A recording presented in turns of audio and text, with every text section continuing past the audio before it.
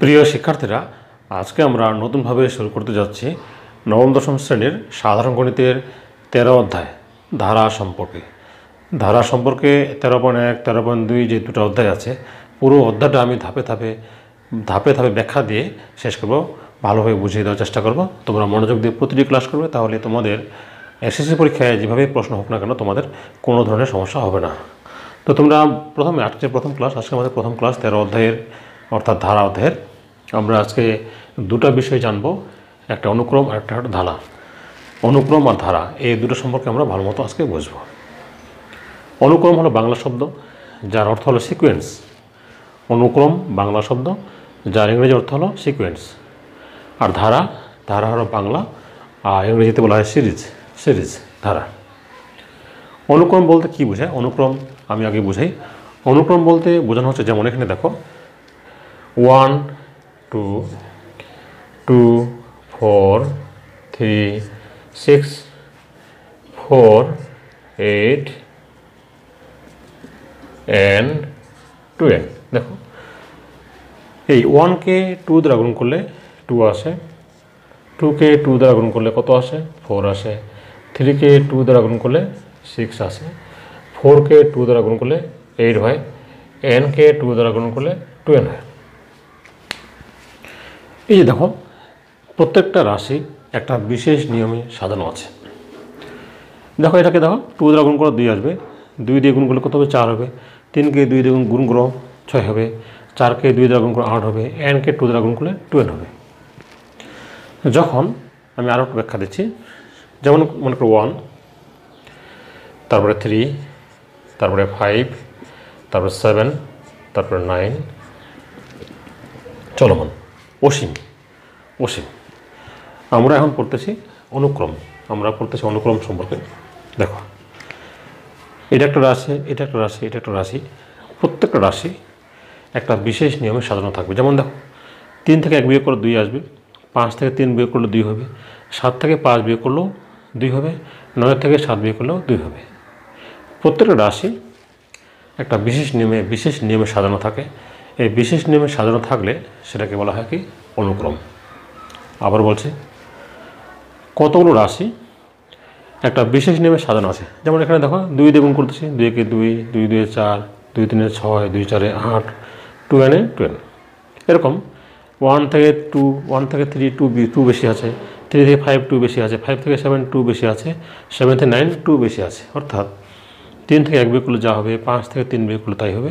এইভাবে বিশেষ একটা নিয়মে যদি সাজানো থাকে, তবে সেই সাজানোটাকে বলা হয় কি? অনুক্রম। তাহলে ধারা। আর এখানে একটা ইম্পর্টেন্ট কোশ্চেন, অনুক্রমকে লেখা হয়, আমি আরেকটু ব্যাখ্যা দিই। অনুক্রমকে লেখা হয় এইভাবে।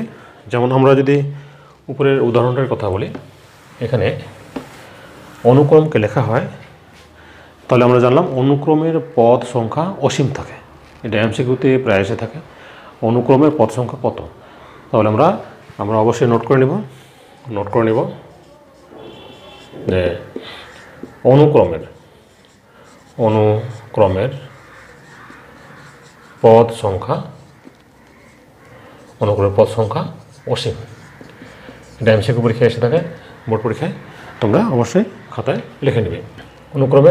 অনুক্রমের পদ সংখ্যা হলো অসীম। এবার নেক্সট, অনুক্রম লেখা নিয়ম। অনুক্রম কীভাবে লিখতে হয়? এইভাবে সেকেন্ড ব্র্যাকেট দিতে হবে, দিয়ে আমরা 2n লিখব, লিখে কমা দিয়ে যেখানে n এর মানটা 1 হতে পারে, 2 হতে পারে, 3 হতে পারে, এটা কিন্তু চলমান চলতে থাকবে। ব্যাস দেখো, আমি যদি n এর মানটা এখানে আমরা 1 বসাই, তাহলে এটা আসবে, 2 বসালে 2 2 4 এটা আসবে, 3 বসালে 3 2 6 এটা আসবে, এভাবে চলতে থাকবে। অনুক্রমকে আমরা এভাবে লিখতে পারবো, সেকেন্ড ব্র্যাকেট দিব, দিয়ে n তম পদটা লিখবো, n তম পদ 2n, কমা যেখানে n এর মানটা 1 2 3 এভাবে চলতে থাকবে। অথবা অনুক্রমকে এভাবে লেখা যাবে, তোমরা এখানে 2n দিবে, সেকেন্ড ব্র্যাকেট দিবে, n = 1 to infinity, এভাবে লেখা যাবে। কারণ n এর মানটা 1 বসাবো, 2 বসাবো, 3 বসাবো, এভাবে আমরা কী করবো? অসীম পর্যন্ত আমরা বসাবো, n এর মানটা অসীম পর্যন্ত বসাবো, চলমান, শেষ নেই, ওই জন্য বলা হয় যে অনুক্রমের পদ সংখ্যা হয় অসীম। তাহলে অনুক্রম আমরা বুঝলাম অনুক্রমটা কি, আশা করি কারো সমস্যা হবে না অনুক্রম। এখন যেটা এখানে বুঝতে হবে সেটা হলো ধারাটা কি। ধারাটা তাহলে এখন আমরা ধারা শিখবো, অনুক্রম আমাদের শেখা শেষ। ধারা আমি একটু আগে একটা উদাহরণ দিলাম 1 3 5 7 9, এটা একটা অনুক্রম। এখন এখানে আমরা দেখতে পাচ্ছি যে 3 থেকে 1 বিয়োগ করলে 2 হবে, 5 থেকে 3 বিয়োগ করলে 2 হবে। আমার বিয়োগফলগুলো সবসময় সমান আছে, আর মাঝখানে যেহেতু কমা আছে, কমা থাকার কারণে এটার নাম হলো কি অনুক্রম। এখন যদি আমরা প্লাস আকারে লিখি 5 + 7 + 9, 5 + 7 + 9, মনে করি এখানে 101 দিলাম এরকম। তাহলে এটা যখন আমরা +1 দিয়ে আমরা যুক্ত করলাম, প্লাস দিয়ে যুক্ত করলাম, প্রতিটা রাশিকে যোগ চিহ্ন দিলাম, প্রতিটা রাশির মাঝখানে যোগ চিহ্ন দিলাম, তখন এই অনুক্রমটির নাম হয় তখন ধারা। আবার বোঝা যাচ্ছে, যখন কমা ছিল তখন সেটার নাম কী ছিল অনুক্রম, আর কমায়ের পরিবর্তে মাঝখানে যখন প্লাস চিহ্ন দিব তখন সেটা তৈরি হয়ে যাবে কি ধারা। এখন ধারা সম্পর্কে আমি একটা আলোচনা করি। ধারা তোমাদের নবম দশম শ্রেণীতে ধারা 2 ধরনের আছে। আমি সেই ধারার কিছু সম্পর্ক আছে, ধারার সম্পর্কের উপর ভিত্তি করে সম্পর্কের উপর ভিত্তি করে 2 ভাগে ভাগ করা হয়। একটা হলো, দেখো আমি বুঝা দিচ্ছি, একটা হয় সমান্তর ধারা, আর একটা হয় গুণোত্তর ধারা। তাহলে আমরা প্রথমে শিখলাম আমরা সমান্তর ধারা, আর প্রথমে আমরা শিখলাম হলো অনুক্রম থেকে আমরা ধারায় আসলাম। এখন ধারা থেকে আসি, তোমাদের নবম দশম শ্রেণীতে ধারাতে দুটো পার্টে ভাগ করা হয়েছে। একটা হয় সমান্তর ধারা, আর একটা হয় গুণোত্তর ধারা। আচ্ছা, সমান্তর ধারা তোমরা কীভাবে চিনবে দেখো, যেমন 1 + 3 + 5 + 7 + 9 প্লাস মনে করো এখানে 51।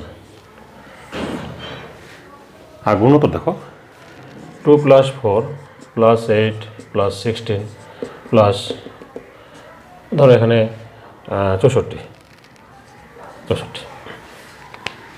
এখানে দেখবে যে 3 থেকে 1 বিয়োগ করলে 2 হয়, 5 থেকে 3 বিয়োগ করলে 2 হয়, 7 থেকে 5 বিয়োগ করলে 2 হয়, 9 থেকে 5 বিয়োগ করলেও 2 হয়। তার মানে পাশাপাশি দুটো পদের বিয়োগফলগুলো সমান থাকবে। যদি বিয়োগফলগুলো সমান থাকে তাহলে সেটা হবে কি সমান্তর ধারা। আর যদি ভাগফলগুলো সমান থাকে, এক কথায় পাশাপাশি দুটো রাশির অনুপাত যদি সমান থাকে, যেমন 4কে 2 দিয়ে ভাগ করো 2 হবে, 8কে 4 দিয়ে ভাগ করো 2 হবে, 16কে 8 দিয়ে ভাগ করো 2 আসবে। এরকম যদি ভাগফলগুলো সমান হয়ে থাকে তবে সেই ধারাটাকে বলা হয় কি গুণোত্তর ধারা। যেমন এখানে দেখো যে 4 থেকে 2 বিয়োগ করো, 4কে 2 দ্বারা ভাগ করো 2 আসবে, 8কে 4 দ্বারা ভাগ করো 2 আসবে, 16কে 8 দ্বারা ভাগ করো 2 আসবে। এখানে ভাগফলগুলো সমান আসবে না। দেখো 3 থেকে 3কে 1 দিয়ে ভাগ করো 3 আসবে, 5কে 3 দিয়ে ভাগ করো আলাদা আসবে।